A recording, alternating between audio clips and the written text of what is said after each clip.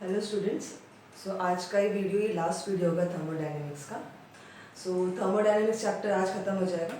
तो thermodynamics chapter जब तुम स्टार्ट करोगे, तुमने ऑलरेडी स्टार्ट किया होगा पढ़ना, तो जब तुम स्टार्ट कर रहे हो पढ़ना तो तुम उस चैप्टर को सेक्शंस में डिवाइड कर दो।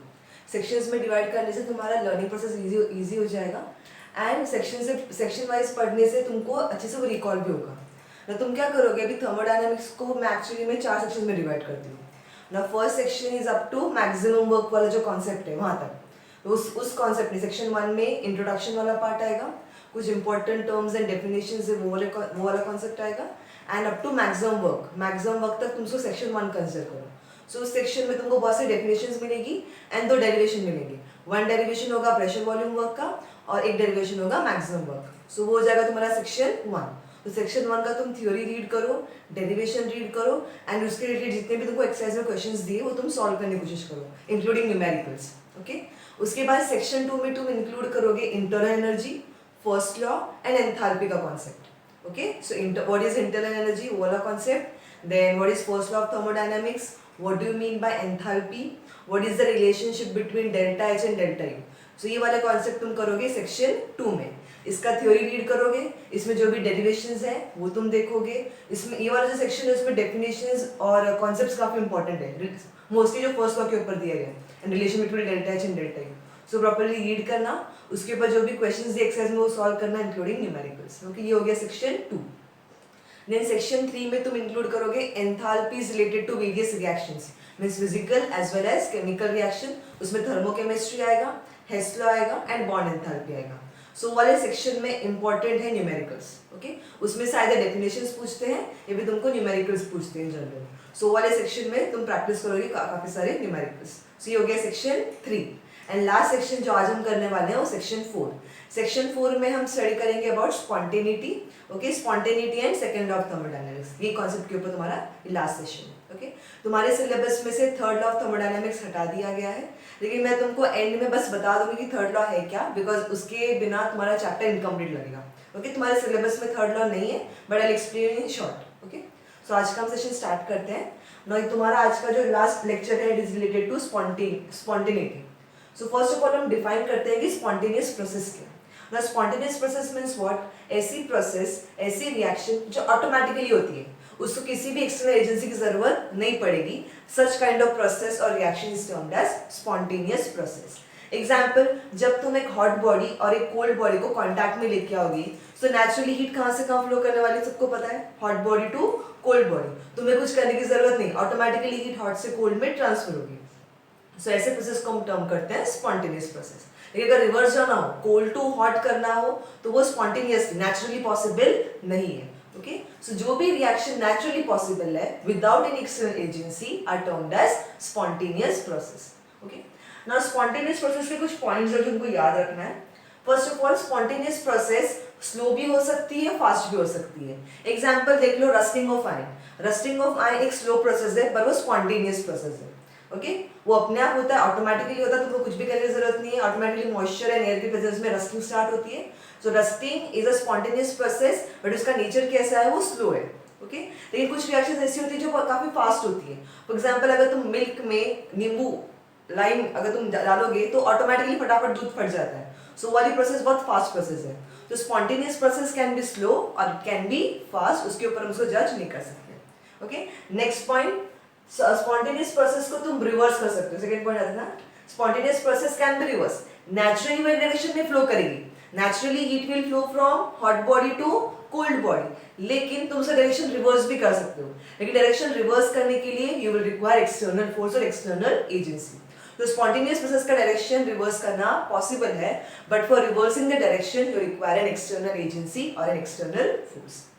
Okay, and last, all spontaneous process tends to equilibrium. जो भी स्पॉन्टेनियस प्रोसेस होती है दे नेचुरली वो डायरेक्शन में प्रोसीड करती है जो उसको इक्विलिब्रियम पे लेके जाएगी। Now what do I mean by this, जब हम हॉट बॉडी और कोल्ड बॉडी को साथ में कांटेक्ट में लेके आते हैं, फॉर एग्जांपल हॉट बॉडी का temperature high and cold body का टेम्परेचर लो है, कब तक हीट ट्रांसफर होगा? जब तक दोनों का टेम्परेचर इक्वल नहीं हो जाता। ओके, हॉट बॉडी का टेम्परेचर लो होगा, कोल्ड बॉडी का टेम्परेचर हाई होगा, एंड जब दोनों का टेम्परेचर सेम हो जाएगा तब हीट फ्लो स्टॉप हो जाएगा। सो इसको हम क्या बोलते हैं, इस कंडीशन को, दोनों का टेम्परेचर सेम है, दोनों का टेम्परेचर सेम है मीन्स उनका वो कौन से स्टेट में आ चुके हैं, थर्मल इक्विलिब्रियम में आ चुके हैं। सो हीट ट्रांसफर कब तक हो रहा था? अप टिल जब तक वो थर्मल इक्विलिब्रियम पे नहीं पहुंचेंगे। So all spontaneous process moves in a direction which will lead to equilibrium. Okay, so ये 3 पॉइंट है स्पॉन्टेनियस प्रोसेस के जो तुमको याद रखना है, फीचर्स है स्पॉन्टेनियस प्रोसेस का। So remember the definition of spontaneous process and feature of the spontaneous process. Okay, अभी हम कैसे पता कर सकते हैं कोई भी गिवन रिएक्शन स्पॉन्टेनियस है या नहीं है? तो उसके लिए बहुत सारे क्राइटेरियाज दिए गए। ओके, सो हम वन बाय वन वो क्राइटेरियाज को देखेंगे। तुम्हारे ऊपर स्पॉन्टेनिटी बताने के लिए 3 क्राइटेरियाज दिए गए बुक में। ओके, तो first criteria is energy criteria. There are 3 criterias, will start with the first criteria.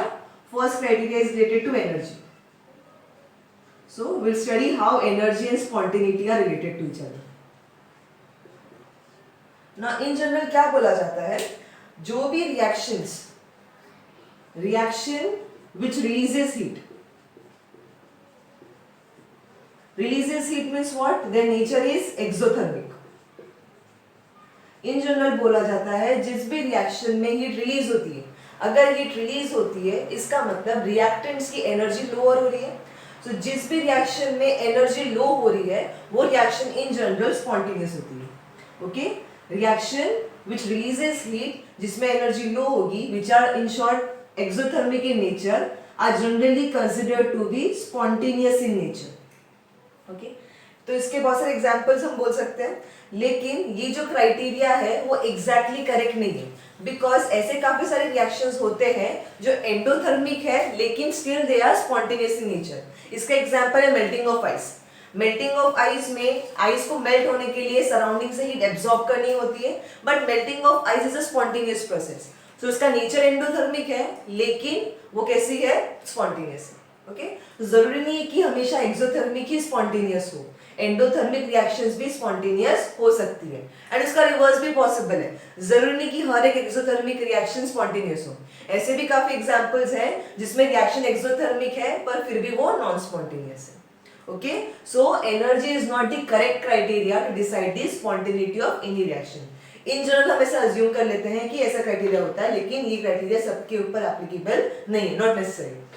So energy is not a proper criteria, so हम इसके ऊपर रिलाय नहीं कर सकते। So we need to see some other criterias. ठीक है, तो इसके एक्सेप्शंस हम जो बोल सकते हैं, एक्सेप्शन मतलब जो इसको ओबी नहीं करता, melting of ice at 0 degree Celsius is endothermic in nature, but still it is spontaneous. So ये उसका एक एक्सेप्शन हो गया। ऐसे और भी काफी सारे रिएक्शंस हैं, मैंने यहाँ पे सिर्फ एग्जांपल दिया। Okay, so energy क्या याद रखना है, energy is not the correct criteria to decide the spontaneity of any reaction. Now I will move to the next criteria.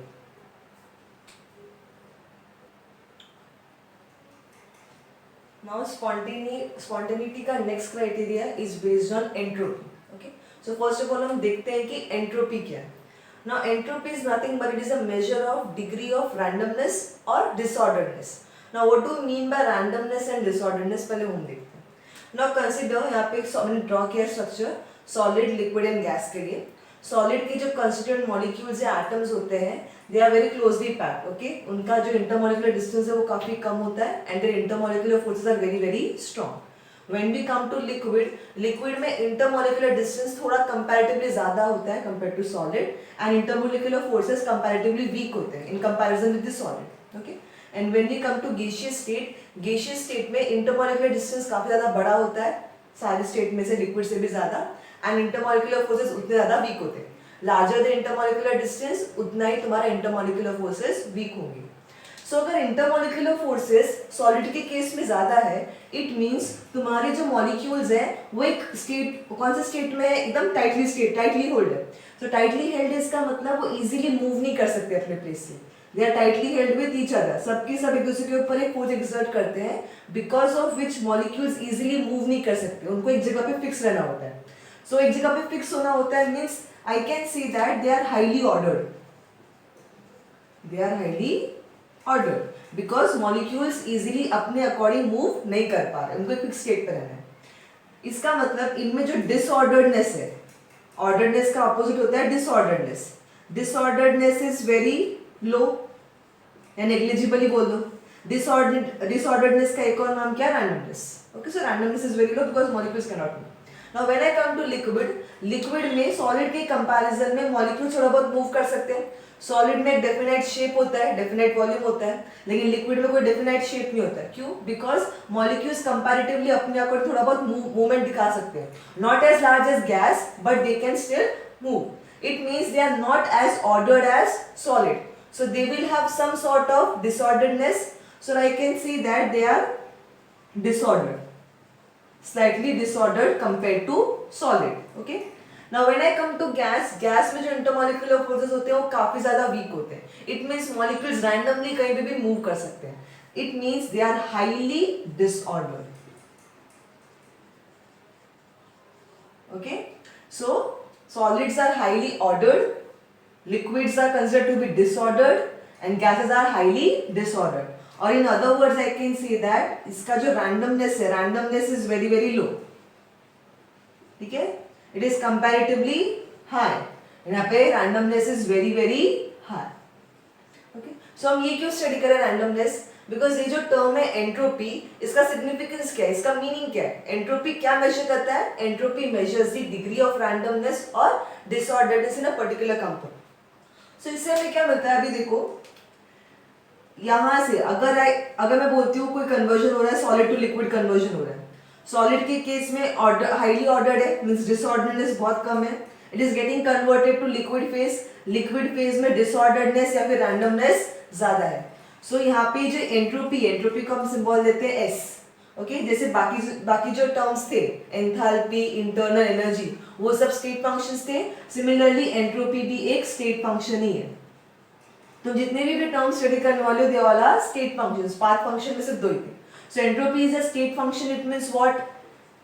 Delta S क्या सिंबलाइज करता है? Delta S stands for change in entropy and change in entropy will be S2 minus S1 because it is a state function, so it depends on final state and initial state values. Okay, so change in entropy is S2, that is final entropy, minus S1 that stands for initial entropy. So in this case अगर solid to liquid conversion की हम बात करते हैं, so इस case में disorderedness बढ़ रहा है।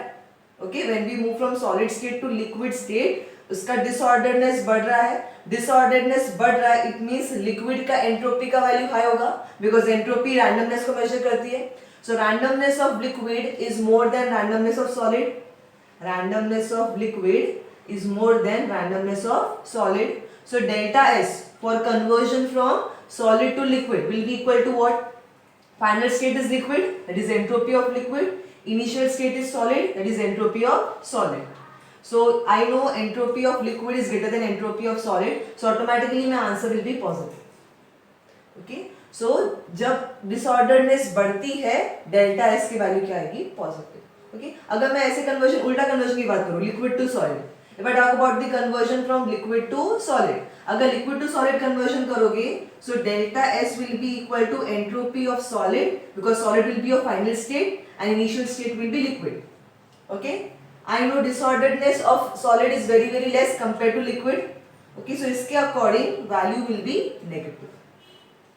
So you can comment upon the sign of delta S for your particular reaction. So delta S इस case में from solid to liquid conversion is positive, but from liquid to solid conversion it is negative.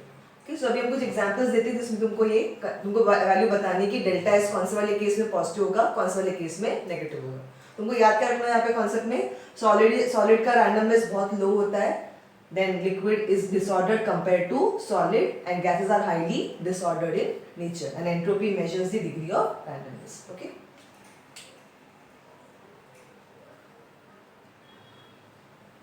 now let's see the question. काफी simple question है, ये points हमने already देख लिए। Let's start with the question. Now question में पूछा गया है for which of the following reaction delta S is positive. Okay, now see the first reaction. First reaction में वाटर गैसियस स्टेट में है, it is getting converted to water in liquid phase. Okay, यहाँ पे लिख के रखा है solid का रैंडमनेस सबसे कम होता है, देन कम्स लिक्विड एंड सबसे हाईएस्ट रैंडमनेस होता है gaseous state. Okay, so when you convert from gas to liquid phase, gas to liquid phase में रैंडमनेस कम होगी बिकॉज गैस हाईली डिसऑर्डर्ड है, लेकिन लिक्विड से कंपैरिजन में इतनी डिसऑर्डर्ड नहीं है। सो यहाँ पे रैंडमनेस क्या हो रही है, डिक्रीज हो रही है। If randomness is decreasing, delta इसका साइन नेगेटिव होगा। इसको ऐसे भी निकाल सकते हो, फॉर्मूला क्या है, final entropy minus initial entropy. Final entropy stands for entropy of this liquid, initial entropy is for entropy of gas, okay, and entropy of liquid is less then entropy of gas. So automatically ये वाला value lower है magnitude में, इसका value high है, so your answer will be negative. Okay, ऐसे निकाल सकते हो। नेक्स्ट सेकेंड एग्जाम्पल, यहाँ पर मिल गया delta S is positive for first case, तो इसका answer sorry delta S is negative for this case. Okay, next हम जाते हैं सेकेंड एग्जाम्पल। सेकेंड एग्जाम्पल पे दिया है calcium carbonate gives you calcium oxide and CO2 gas. Now when you see on the reactant side में सिर्फ एक ही component है, वो सॉलिड फेज में है। Solid phase means it is highly ordered. Next product side में it converts to calcium oxide solid, again it is ordered, but एक और कंपोनेंट आ रहा है यहाँ पे, that is CO2 which is in gaseous phase, and gaseous phase it is highly disordered. So यहाँ पे if I compare the reactant side and product side में एटलीस्ट एक गैस कंपोनेंट है because of which it will be disordered in nature. So यहाँ पे देखो, यहाँ पे कोई भी रैंडमनेस नहीं है, पर यहाँ पे रैंडमनेस है because of CO2 gas. It means यहाँ पे रैंडमनेस इंक्रीज होगी when reactant convert to product, that's why delta S here will be positive, okay, because randomness is increasing due to gaseous component. Next third example, यहाँ पे सारे के सारे component gaseous phase में ही है, ओके, लेकिन यहाँ पे तो एक डिफरेंस है। यहाँ पे जब मैं रिएक्टेंट साइड को देखूंगी, रिएक्टेंट साइड में N2 gas and 3H2 gas, so 1 mole of N2, 3 mole of H2, so overall gaseous mole हो जाएंगे यहाँ पे 4 moles, okay, 1 mole of N2 and 3 moles of H2। But यहाँ पर प्रोडक्ट साइड पे अमोनिया गैस है and उसका number of moles है 2, there are only 2 moles of gaseous component on the product side. So यहाँ पे 4 मोल्स ऑफ गैसियस कंपोनेंट है, यहाँ पे 2 मोल्स ऑफ गैसियस कंपोनेंट है। सो यहाँ पे इसकी रैंडमनेस बहुत हाई होगी because amount of gaseous molecule ज्यादा है, so randomness is higher, but your randomness is lower because number of gaseous moles comes है। सो इस केस में रैंडमनेस डिक्रीज हो रही है। रैंडमनेस अगर डिक्रीज हो रही है means delta S is negative. Clear? So all the components were gas but still delta S is negative because number जो अमाउंट है गैस का दोनों साइड पे वो अलग अलग है। जहाँ पे ज्यादा गैस होगी वहाँ पे रैंडमनेस भी ज्यादा होगी। Last one, Cl2 gas gives you 2Cl gas, simple है। यहाँ पे 1 मोल है, ठीक है, मॉलिक्यूल का, ठीक है, मॉलिक्यूल है Cl2, उसका अमाउंट है 1 मोल, सो 1 mole of gaseous component. But जब हम प्रोडक्ट साइड पे जाएंगे तो एटम्स में स्प्लिट हो चुका है। अभी यहाँ पे moles that is 2 moles of Cl gas, okay. So यहाँ पे गैसियस मोल कम है, यहाँ पे गैसियस मोल ज्यादा है। जहाँ पे गैसियस मोल ज्यादा होंगे वहाँ पे रैंडमनेस भी ज्यादा होगी। So when we move from reactant to product, randomness is increasing. That's why delta S in this case will be also positive. तुमको रिएक्शन के हेल्प से वैसे एस्टिमेट कर सकते हो कौन सा पर्टिकुलर रिएक्शन के लिए डेल्टा एस नेगेटिव है एंड कौन सा रिएक्शन के लिए डेल्टा एस पॉजिटिव है। This were the examples. अभी हम एक क्वेश्चन देखते हैं जो तुम्हारे एक्सरसाइज में से है, वो तुमको सॉल्व करना है।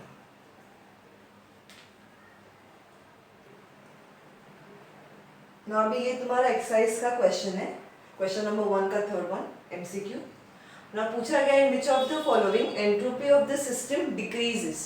Entropy decreases, it means we have to find out for which of the following case delta S will be negative, okay, which of the following case delta S is negative, तुमको ये निकालना because entropy should decrease. Now will start with the option. First option A option में है crystallization of liquid into solid. Now liquid से solid जब conversion होगा, liquid में randomness solid के कंपैरिजन में ज्यादा होती है, सॉलिड की रैंडमनेस काफी कम होती है, it is highly ordered state, okay.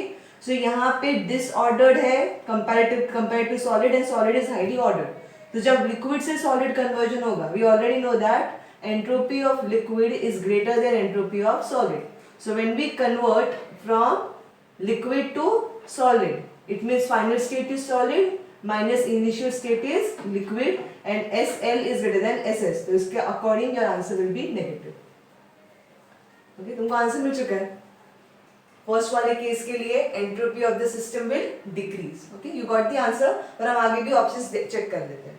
Now temperature of the crystalline solid is increased from 0 Kelvin to 115 Kelvin. So यहाँ पे तुम्हारा स्टेट सॉलिड ही है, crystalline solid, but you have increase the temperature from 0 kelvin to 115 kelvin. Now when you increase the temperature तो thermal vibrations होंगे. Thermal vibration से molecule में थोड़ा मोशन आएगा. मॉलिक्यूल्स अगर मूव करना स्टार्ट करेंगे इट मींस रैंडमनेस आएगी. ओके, सो यहाँ पे when you heat certain component, thermal vibration की वजह से रैंडमनेस भी इंक्रीज होती है. So when you are increasing the temperature, randomness is increasing. Randomness is increasing. It means in this case delta S will be positive. Okay. Next, C case. ये हमने देखा वो सिमिलर है. H2 gas converts to 2H gas. यहाँ पे 1 mole of gas है and यहाँ पे 2 mole of gas है. So यहाँ पे number of mole of gaseous component बढ़ रही है, so randomness भी बढ़ेगी. That's why in this case delta S is also positive. Okay. And last option. Reactant side पे you have only one component and that one component is also in solid state, means it is highly ordered state. Now when I see the product side में solid component है and दो gaseous component है, so ये तो ordered है, but because of gas इस वाले phase में disorderedness आ जाएगी. Disorderedness means randomness आ जाएगी. So reactant phase completely highly ordered है and इस phase में disorderedness है because of gaseous phase. That's why in this case delta S is also positive because randomness is increasing. There is only one option जिसमें delta S negative, that is option A.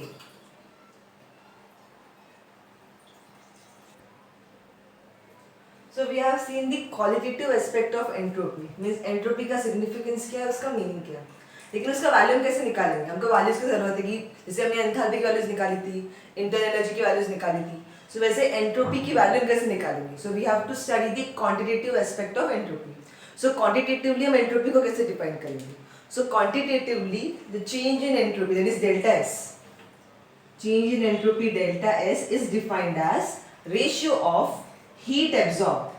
Q stands for heat absorbed in a reversible manner divided by temperature. Divided by temperature at which the heat is absorbed.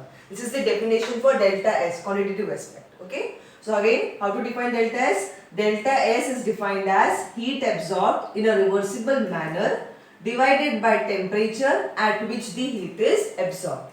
So ये हो गया formula for delta S. Okay. Now formula ऐसे तुमको उसका unit भी काफी clear होगा.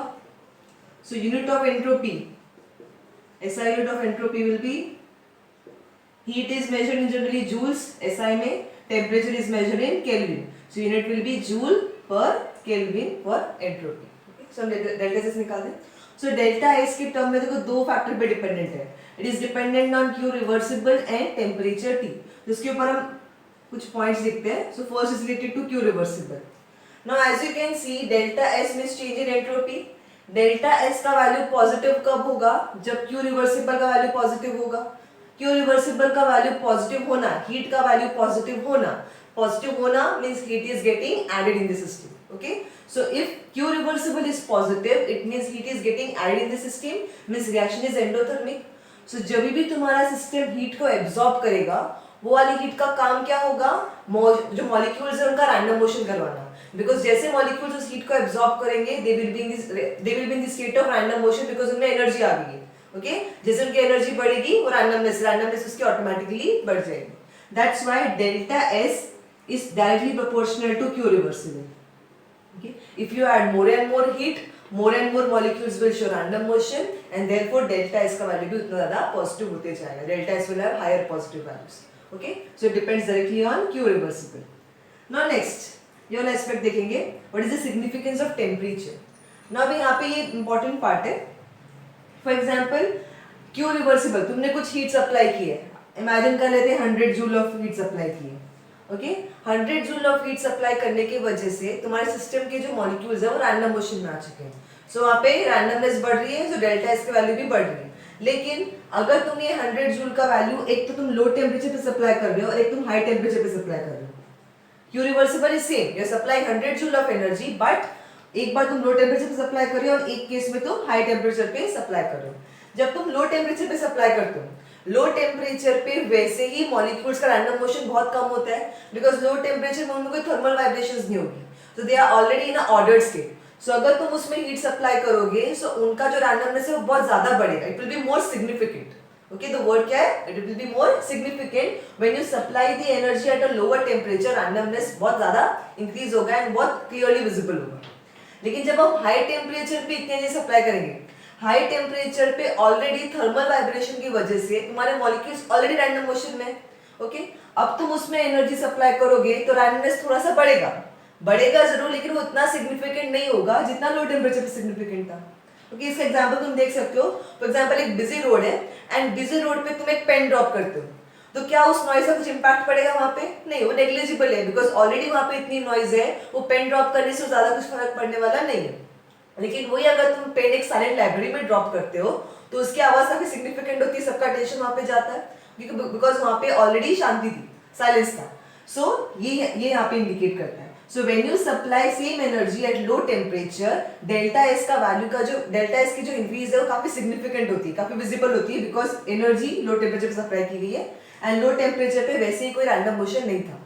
Okay, लेकिन जब तुम हाई टेम्परेचर पे उतनी एनर्जी सप्लाई करते हो, हाई टेम्परेचर पे ऑलरेडी मॉलिक्यूल्स में थोड़ा बहुत रैंडम मोशन आ चुका है, पहले आ चुका है बिकॉज ऑफ थर्मल मोशंस। लेकिन जब तुम उसमें और एनर्जी सप्लाई करोगे तो रैंडमनेस बढ़ेगा, लेकिन वो इतना सिग्निफिकेंट नहीं होगा as compare to low temperature.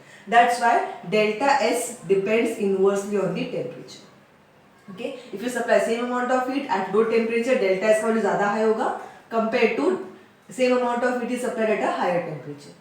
Okay, so दो रिलेशन देखना, delta S depends directly on Q reversible and delta S depends inversely on the temperature. मतलब समझा, सिग्निफिकेंस समझा, बिकॉज इसके ऊपर तुमको might be MCQ kind of question पूछ सकते हैं। Okay,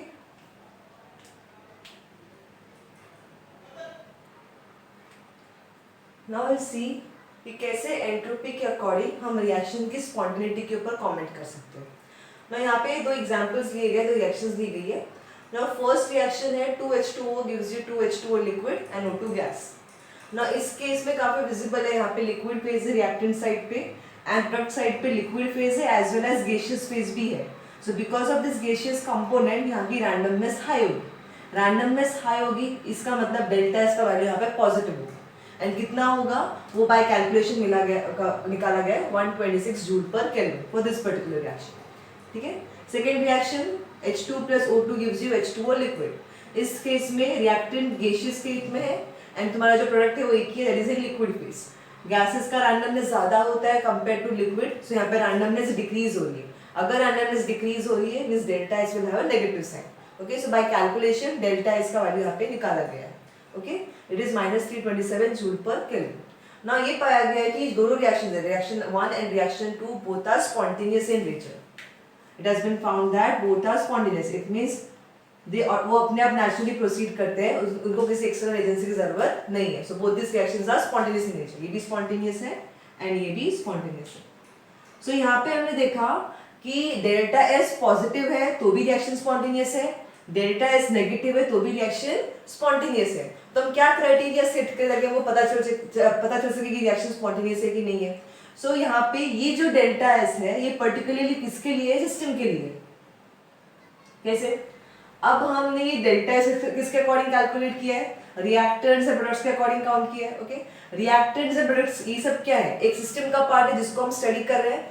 so this reactants and products are nothing but the system. Okay, so this delta S is related to home? System. So ये जो डेल्टा एस की value है वो किससे related है? सिस्टम के रिलेटेड है। तो delta S of system is plus 126 joule per kelvin and delta S of this particular system is -327 joule per kelvin. So अब हम क्या क्राइटेरिया सेट करें स्पॉन्टेनिटी के लिए based on entropy? That is given by the second law of thermodynamics. So यहाँ पर तुमको second law of thermodynamics का एक स्टेटमेंट मिलेगा, वो तुमको जैसे याद रखना है। ये जो सेकंड लॉ का स्टेटमेंट यहाँ पे हम देखने वाले it is related to entropy. Second law के और भी स्टेटमेंट्स हैं, फिजिक्स में तुमको जो थर्मोडायनामिक्स है उसमें सेकंड लॉ में कुछ और स्टेटमेंट्स दिए होंगे, सबका मीनिंग एक ही है, पर यहाँ पे जब हम केमिस्ट्री में स्टडी कर रहे हैं तो हम लोग ये डेफिनेशन एंट्रोपी के अकॉर्डिंग वर्क करेंगे। ओके, सो एंट्रोपी के according will define the second law of thermodynamics. Now second law of thermodynamics का स्टेटमेंट क्या है? According to the second law of thermodynamics, okay, entropy, total entropy increases for a spontaneous process. Okay, so what is the statement of second law of thermodynamics with respect to entropy? With respect to entropy, statement is total entropy increases for a spontaneous process. Now, what do I mean by total entropy?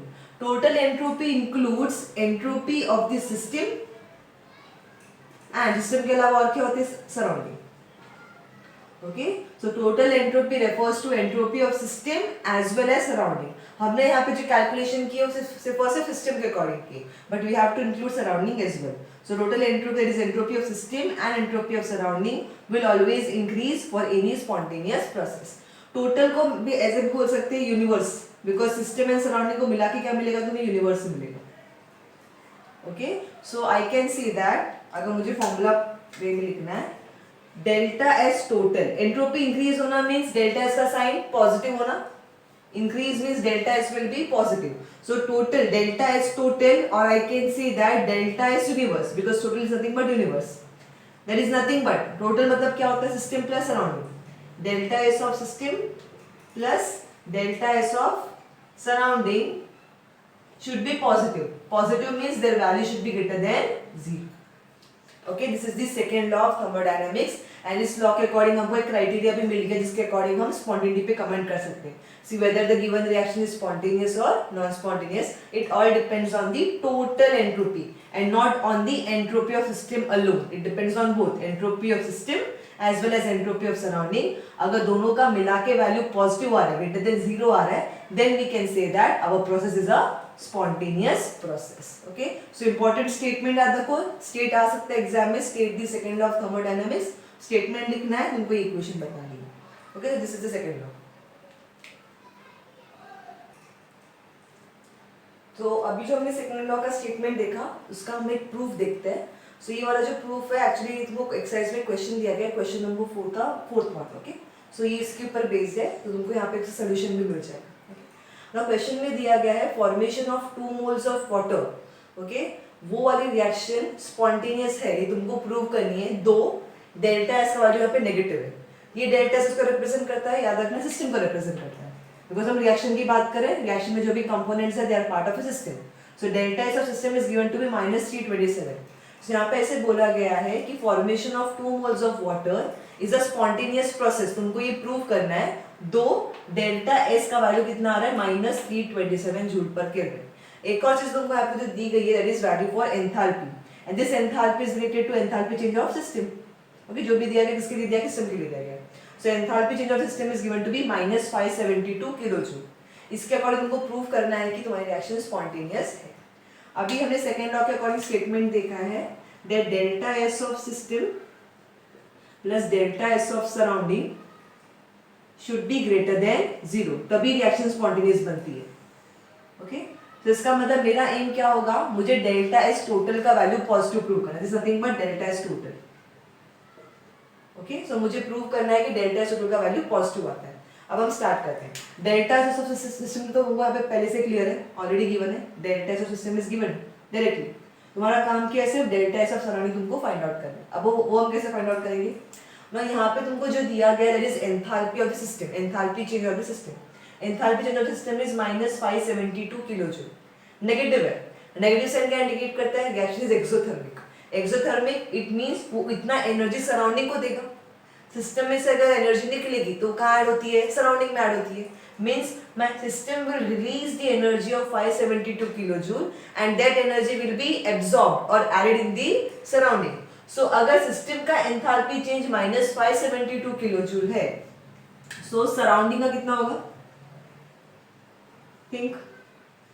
System का value -572 kilojoule है.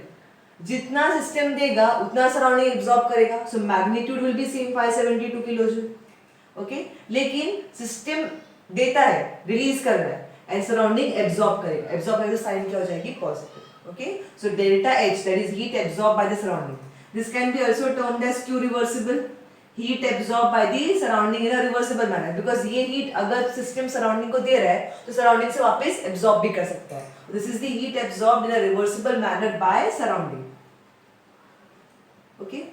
And in general surrounding का temperature होता है 298 Kelvin, standard temperature. Okay? So इसके according we know the formula for delta S. Delta S का formula है Q reversible by temperature at which heat is absorb. Now delta S of surrounding will be Q reversible for surrounding divided by temperature of the surrounding. Okay, so यहाँ पे हम value put करते हैं, Q reversible for the surrounding is positive with sign, okay 572, ये kilo joule, so I'll convert into joule, it is 10 raised to 3 divided by temperature of the surrounding is 298 Kelvin. So you divide this and you will get the answer as positive 1919 joule per Kelvin. Okay, enthalpy entropy change है, so unit will be joule per Kelvin. तो तुमको delta S of surrounding में मिल चुका है। Okay, delta S of system already question में mention था। तुम्हारा काम क्या है, अभी डेल्टा एस टोटल निकालना है। Delta S total is equal to delta S of system plus delta S of surrounding. Delta S of system is minus 327 joule per Kelvin, okay, unit हटा देते हैं, plus delta S of surrounding is positive 1919 joule per Kelvin.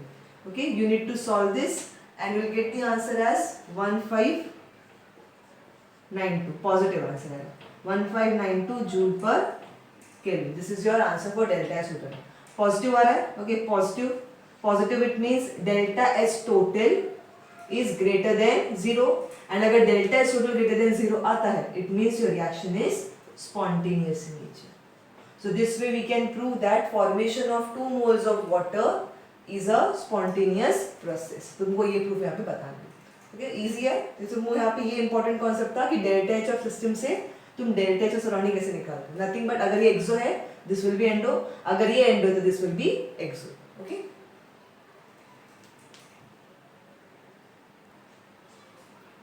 सो अब हम spontaneity का criteria sum up करते हैं एक statement के साथ कि एंट्रोपी के अकॉर्डिंग हम कैसे स्पॉन्टेनिटी पे कमेंट कर सकते हैं। So if the total entropy increases it means if delta S total is positive that is greater than 0 then I can say that my reaction is a spontaneous reaction और a spontaneous process. If for a particular reaction or a process delta S total means including system and surrounding, if it is less than 0 then reaction is considered to be non-spontaneous in nature, and if the value is equal to 0 then we consider that reaction is in equilibrium, मतलब वो right side में भी नहीं shift करेगी ना left side में, so it is in equilibrium। so हम लोग स्पॉन्टेनिटी का क्राइटेरिया बेस्ड ऑन एंट्रोपी ऐसे हम सम अप करते हैं।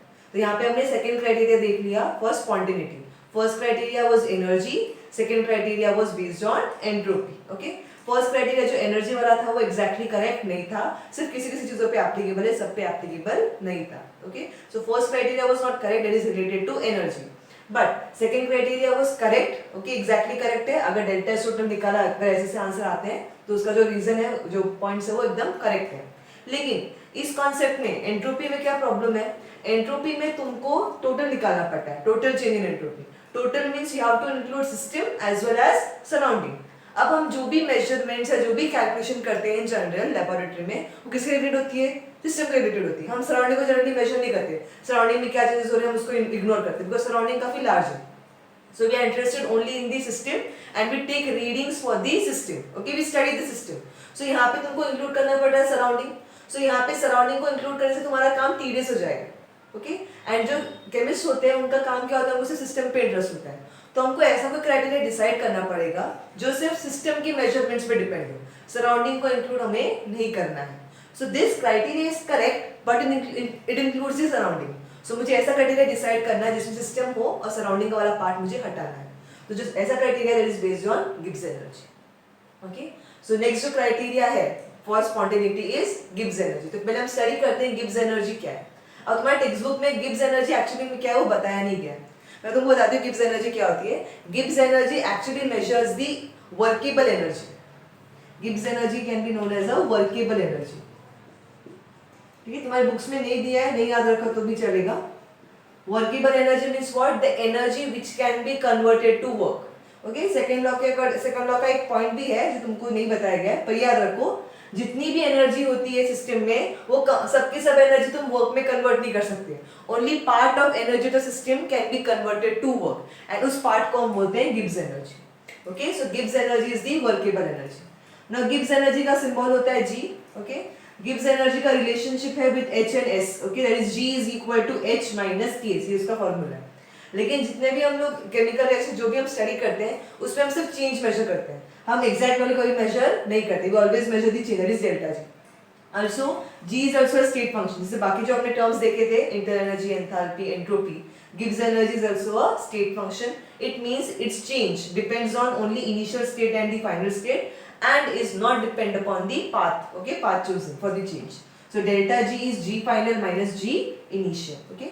अगर मैं इसे solve करूँ delta G का और निकालूँ इसके according, so delta G will be delta H minus T delta H where I have kept temperature constant and pressure as pressure भी constant रखा गया है.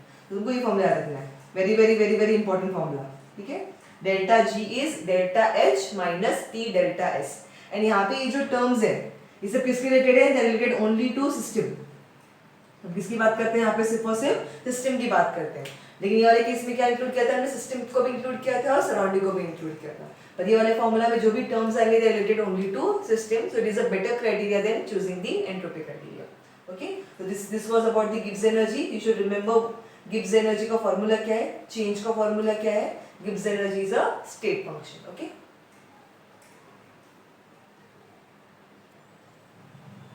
now let's see how to comment on this spontaneity based on the Gibbs energy.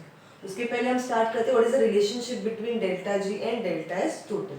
ये वाला question तुम्हारे exercise में भी है, डिराइव करने बोला गया है. सो तुमको यहाँ पे सोल्यूशन मिल जाएगा उस क्वेश्चन का.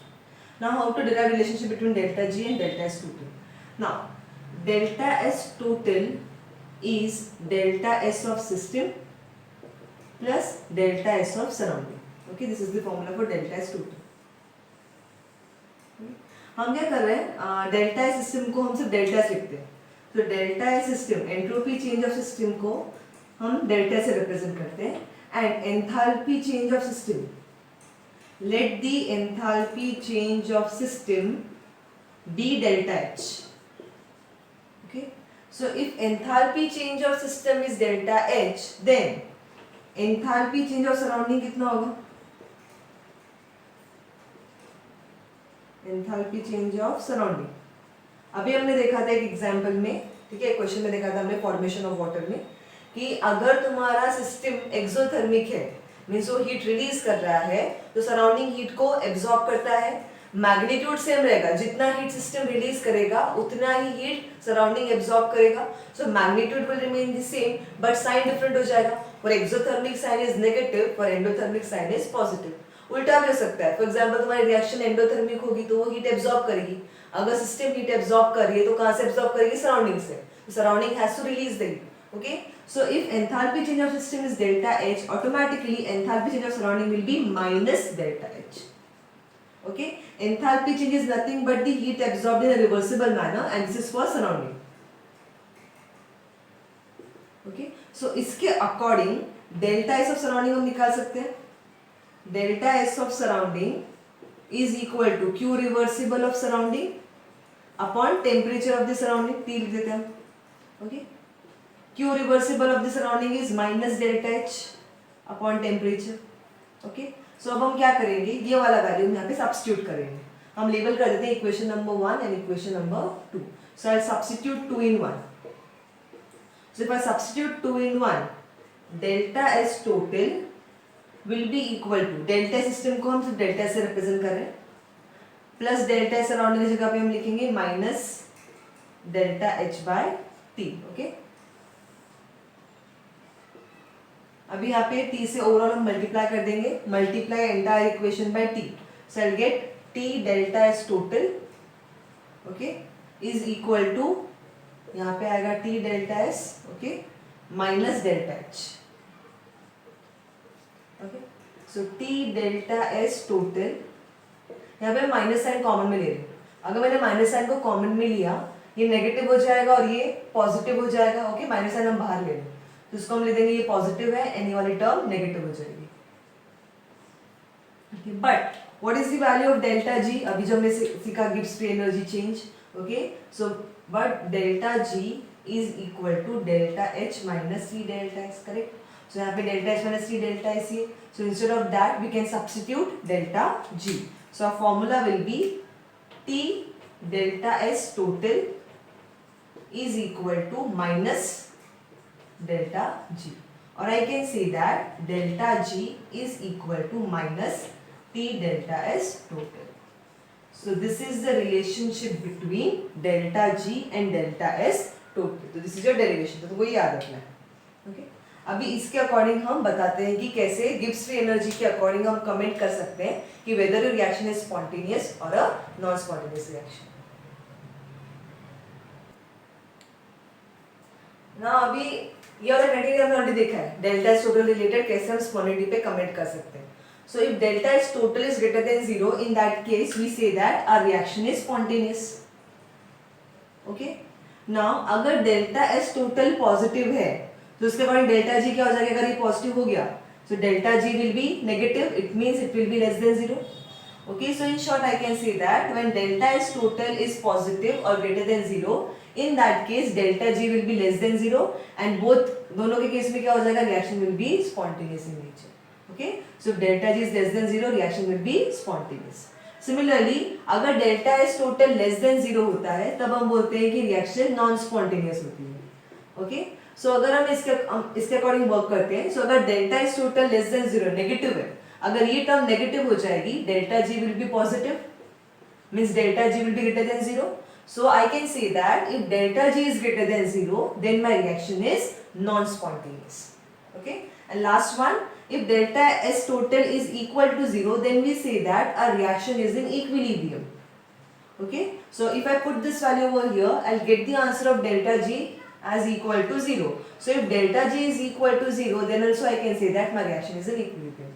So based on the criteria of spontaneity I can derive a criteria based on Gibbs free energy change. So remember this, less than 0 spontaneous, greater than 0 non-spontaneous and equal to 0 means equilibrium. That is based on Gibbs energy.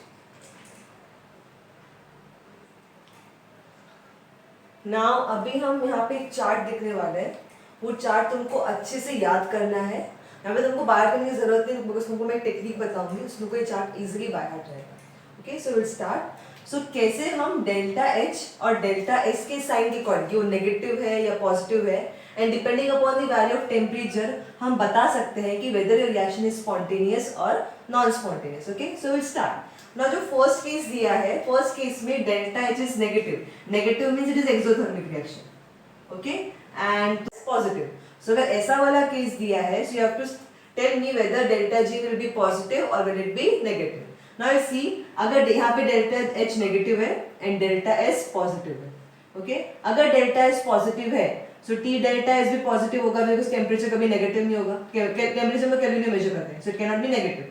So T into delta is positive, so this overall value will be positive, positive into यहाँ पे क्या है minus, so ये overall value हो जाएगी minus negative. Okay, delta H भी negative है and ये पूरा वैल्यू माइनस की डेल्टा एच भी नेगेटिव होगा. नेगेटिव नेगेटिव का आंसर हमेशा नेगेटिव ही मिलेगा. Okay, when you add negative value and negative value, answer will be still be negative. So it means delta G will have a negative value. Temperature चाहे लो हो चाहे temperature high हो, हर case में delta G negative मिलेगा. Temperature कुछ भी रखो, चाहे कितना भी लो रखो चाहे कितना भी हाई रखो, delta G will be always negative. And अगर डेल्टा जी नेगेटिव है, negative means it is less than 0, and if delta G is less than 0, in that case we say that our reaction is spontaneous. Okay, and delta G is negative at all temperatures, low और high, so reaction is spontaneous at all the temperatures. Okay, तो ये हो गया first case की.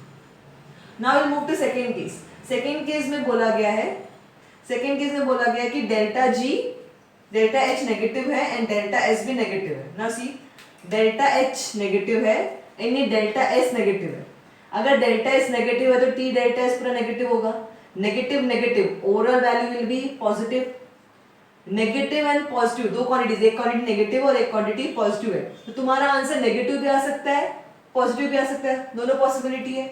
So your answer can be negative और ये answer can be positive. ना negative कब आएगा और पॉजिटिव कब आएगा तुमको वो चेक करना है.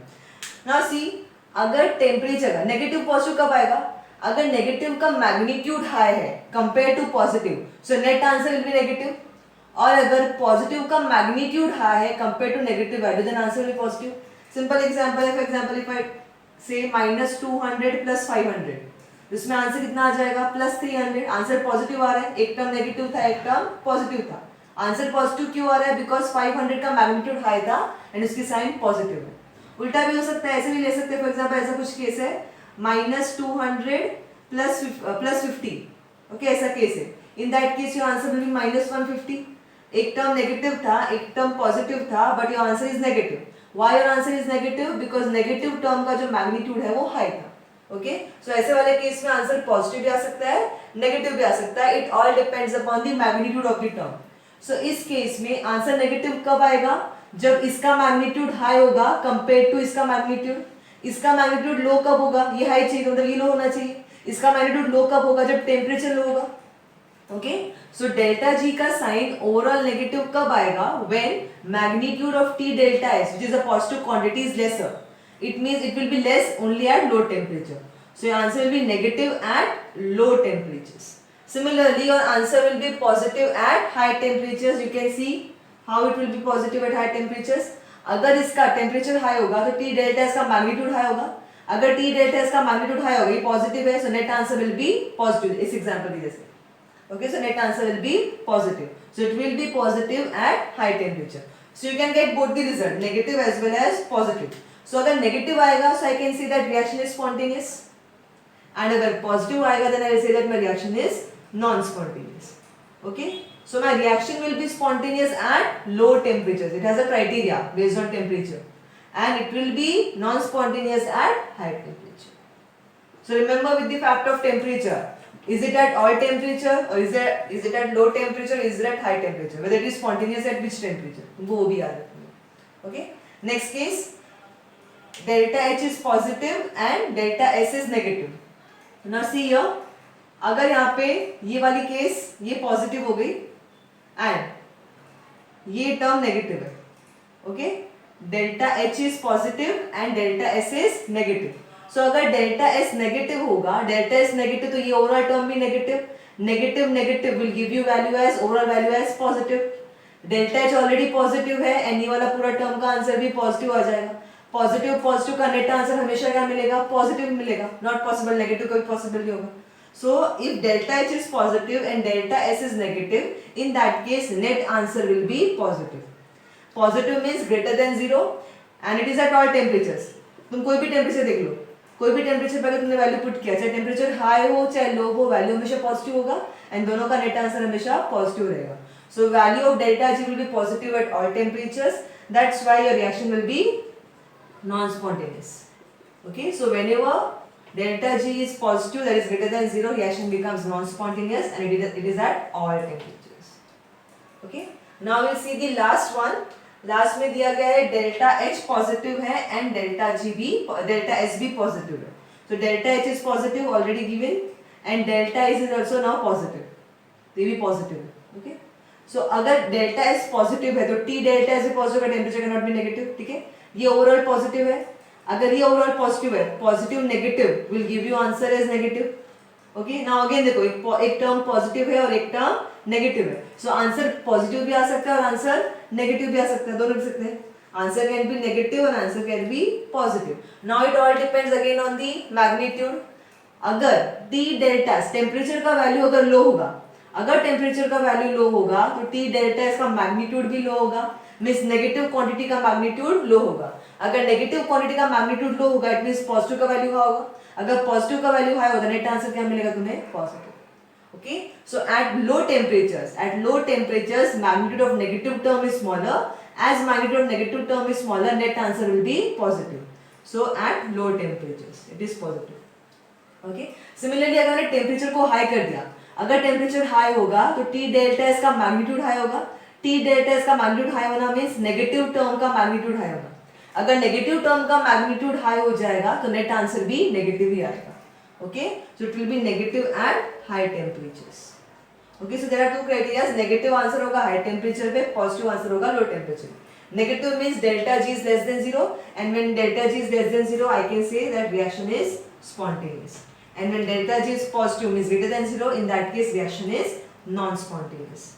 Okay, बस यहाँ पे तुमको टेम्परेचर बताना पड़ेगा. Spontaneous at high temperature and non spontaneous eight low temperature. Okay, तो दिस इज योर चार्ट. ये चार्ट को याद करने का टेक्निक है. इस टेक्निक से तुम चार्ट को याद कर सकते हो एंड ये चार्ट इंपॉर्टेंट है. इसके ऊपर तुमको MCQ questions 1 mark 2 mark question easily पूछे जा सकते हैं. So we will see some question based on this.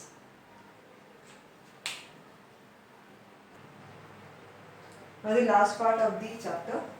ना अभी जो हमने चार्ट देखा उसके बेसिस पे तुम क्वेश्चन नंबर 1 का फर्स्ट एंड क्वेश्चन नंबर 2 का एक क्वेश्चन सॉल्व कर सकते हो। तो चेक करा तो चार्ट के बेसिस पे तुमको क्वेश्चन सॉल्व करना है। नेक्स्ट कॉन्सेप्ट है temperature of the equilibrium, how to find out the temperature of the equilibrium. Okay, equilibrium temperature. ना अभी तुमको पता है delta G is equal to delta H minus T delta, this formula is known to you. Equilibrium के case में at equilibrium what is the value of delta G? At equilibrium, value of delta G is 0. Okay. So if I put delta G is equal to 0 in this case, I'll get 0 is equal to delta H minus T delta S. Okay. So अभी हमें जो solve किसके लिए करना है? Temperature के लिए solve करना है। So यहाँ पे हम क्या करेंगे? T के लिए सॉल्व करेंगे तो I'll get T is equal to delta H upon delta S. कर सकते हैं ना? इसको यहाँ पे हम लेके आएंगे लेफ्ट साइड पे, देन डेल्टा एस को डिनोमिनेटर में। So temperature at the equilibrium, because equilibrium condition हमने यहाँ पे अप्लाई की है, the temperature of the equilibrium is nothing but enthalpy change of the reaction divided by entropy change of the reaction. Okay, reduced system delta H of system upon delta S of system will give you the temperature of the equilibrium. Okay, so इस formula के ऊपर एक question, that is question number 1 का 9, ठीक है, ये तुम solve कर सकते हो based on this formula. Okay, now next, ये simple cases है, तुम easily solve कर सकते हो इनको numericals. Next is relationship between delta G naught and equilibrium constant K. Delta G naught, naught डाला है, इसका मतलब it is standard. This is standard Gibbs free energy change. जहाँ पे भी naught symbol आता है, it represents standard term. Okay, so standard Gibbs free energy change. Either you can call it as standard Gibbs energy change या फिर Gibbs free, because proper word है Gibbs free energy change. Okay, standard Gibbs free energy change. Now there is a relationship between delta G and delta G naught. Delta G means Gibbs free energy change at a normal temperature, at higher temperature or lower temperature, and delta G naught is a standard Gibbs free energy change, standard condition पे जो होता है 298 Kelvin and 1 atmospheric pressure. Okay, plus RT log Q, ये relationship है delta G और delta G naught का। ये कैसा है तुमको इसमें इंटरेस्ट है, तुमको डायरेक्टली फॉर्मूला दिया गया है। This delta G is a standard Gibbs free energy change, R is the gas constant, T is the temperature, log. Here Q stands for reaction quotient. Q stands for reaction quotient. Now reaction quotient क्या होता है? Reaction quotient equilibrium constant जैसा एक term है। Equilibrium constant कैसे निकालते हैं हम? Concentration of product divided by concentration of reactant raised to their stoichiometric coefficient. ये फॉर्मूला होता है equilibrium constant के लिए, हमने ऑलरेडी 11th स्टैंडर्ड में देखा हो। तो वैसा ही एक टर्म होता है reaction quotient, बस डिफरेंस क्या है, फॉर्मूला एग्जैक्टली वैसा रहेगा, लेकिन इक्विलिब्रियम कांस्टेंट के फॉर्मूला में जो हम कॉन्सेंट्रेशंस पुट करते हैं, that concentrations are equilibrium concentration, the concentration which is measured at the equilibrium state. Okay, लेकिन जी में जो हम वैल्यूज पुट करते हैं, formula is the same, but G में जो हम वैल्यू पुट करते हैं they are the concentrations not at equilibrium, means equilibrium को अप्रोच कर रहा होगा, एक अभी तक इक्विलिब्रियम में पहुंचा नहीं है, तो जब वो इक्विलिब्रियम को अप्रोच कर रहा था उस टाइम पे उसकी कॉन्सेंट्रेशन कितनी थी, तो वैल्यू हम कहाँ पुट करते हैं, रिएक्शन क्वेश्चन में पुट करते हैं। So formula for K and formula for Q is exactly same, but instead in case of K we substitute the concentrations measured at equilibrium. In case of reaction quotient we substitute the values which are not at equilibrium. When it is approaching the equilibrium जो values होंगी वो यहाँ पे हम put करते हैं। Okay? अभी जब equilibrium होगा, when reaction is at equilibrium, we know that at equilibrium value of delta G is 0. Delta G naught will not be 0. What will be 0? Delta G will be 0. At equilibrium delta G is 0. So if I put this condition, and अगर वो equilibrium आ चुका है, अगर तुम्हारी reaction equilibrium पे आ चुकी है, in that case I can say that Q is equal to K, because reaction quotient में जो हमने values put की थी वो कब की थी, जब तुम्हारा reaction equilibrium को approach कर रहा था तब का था, लेकिन जब वो equilibrium पे आ जाएगा तब हम कौन सा values put करेंगे, जो equilibrium पे आने के बाद जो concentrations है वो हम put करेंगे। So in that case Q will convert to K, that is equilibrium constant. So at equilibrium दो चीजें पुट करनी है, delta G becomes 0 and Q becomes reaction quotient is equal to equilibrium constant. So ये दो conditions जब हम हमारे formula में पुट करेंगे तो delta G 0 is equal to delta G naught plus RT log, instead of Q I will write down now K. Okay, इसके according delta G naught will be equal to minus RT log K. इसको मैं left side में shift कर दूं, delta G will minus RT log, this is a relationship. ये जो log है that is a natural log. Natural log means base e, लेकिन हमारे पास जो लॉग बुक है, लॉग बुक में जो वैल्यूज दी गई है it is with respect to log with the base 10, तो हमें नेचुरल लॉग को बेस 10 में कन्वर्ट करना है। नेचुरल लॉग को बेस 10 में कन्वर्ट करने के लिए सिंपल मेथड है, we have to multiply it by 2.303। ये हमने बहुत जगह पे यूज भी किया है, तुमको याद रखना है। Whenever we convert natural log to base 10, we need to multiply it by 2.303। तो तुम्हारा फॉर्मूला हो जाएगा delta G not is equal to, अभी हमें मल्टीप्लाई करना पड़ेगा इसको, माइनस मत भूलना, minus 2.303 R T log with the base 10 के। This is your formula. Equilibrium constant कैसे निकालते हैं सबको पता होगा। इक्विलिब्रियम कांस्टेंट कोई भी रिएक्शन दिया होगा इक्विलिब्रियम का, concentration of product upon concentration of reactant with each term raised to their stoichiometric coefficient. ये हमने 1100 में देखा है in equilibrium chapter. Okay, so यहाँ पे तुम्हारा चैप्टर खत्म होता है। ठीक है, this was the last part. अभी इसमें तुमको थर्मोडायनामिक्स का थर्ड लॉ सिलेबस में नहीं दिया गया, but what is the third law of thermodynamics, मैं तुमको स्टेटमेंट बता देती हूँ। Third law of thermodynamics state करता है कि व्हेन योर क्रिस्टलाइन स्टेट के लिए it is only applicable for crystals. Okay, so according to third law of thermodynamics, for a perfectly ordered crystal, generally जो क्रिस्टल्स होते हैं उनमें कोई ना कोई डिफेक्ट्स होते हैं, लेकिन अगर ऐसा कोई क्रिस्टल होगा जिसके हर एक मॉलिक्यूल और हर एक कॉन्स्टिट्यूएंट एटम अपने जो जगह पे होने चाहिए, अपने फिक्स पोजीशंस पे है, in that case we say that our crystal is perfectly ordered crystal, because हर एक एटम मॉलिक्यूल अपने रिस्पेक्टिव प्लेसेस पे है। लेकिन अगर तुम्हारा क्रिस्टल वैसा है, परफेक्टली ऑर्डर्ड क्रिस्टल है, in that case its entropy will be 0 at 0 kelvin. So according to third law, for a perfectly ordered crystalline substance, its entropy, absolute value बता रहा हूँ, its entropy at 0 Kelvin. 0 Kelvin is known as absolute temperature. Its entropy at 0 Kelvin, that is absolute temperature, is equal to 0. Okay? It is only applicable for perfectly ordered crystal. अगर तुम्हारा crystal perfectly ordered नहीं है, उसमें कोई ना कोई defect है, in that case value of entropy will not be 0 at 0 Kelvin. It will have certain value, and that value is known as residual entropy. That value is known as residual entropy. It only occurs if your crystal is not a perfectly ordered crystal. So even at 0 Kelvin, your crystal will have certain entropy. Okay, तो ये है third law के बारे में। Third law तुम्हारे syllabus से हटा दिया गया, तुमको पढ़ने की जरूरत नहीं है, you need to know only up to this part. Okay, so यहाँ पे हमारा चैप्टर खत्म होता है। नेक्स्ट लेक्चर में तुमको मैं इस चैप्टर रिलेटेड जितने भी न्यूमेरिकल्स है वो मैं यहाँ पे कंप्लीट करेंगे। हाँ, मैंने एक वीडियो अपलोड किया था जिसमें मैंने मैक्सिमम न्यूमेरिकल्स कंप्लीट करवा लिए थे, अब कुछ सेक्शन तक का हमने कंप्लीट कर लिया था, लेकिन वो वीडियो अभी चैनल पे नहीं है, तो मैं वापस एक वीडियो बनाने वाली हूँ जिसमें जितने भी ऐसे क्वेश्चंस हैं वो हम उस वीडियो में सॉल्व करने वाले हैं। From MCQ to theory questions, simple questions to numericals, जितने भी क्वेश्चंस पॉसिबल है हम उस वीडियो में कवर करेंगे, एंड जितने भी बचे हुए पार्ट होंगे वो तुमको एज एक्सरसाइज सॉल्व करना होगा। ओके।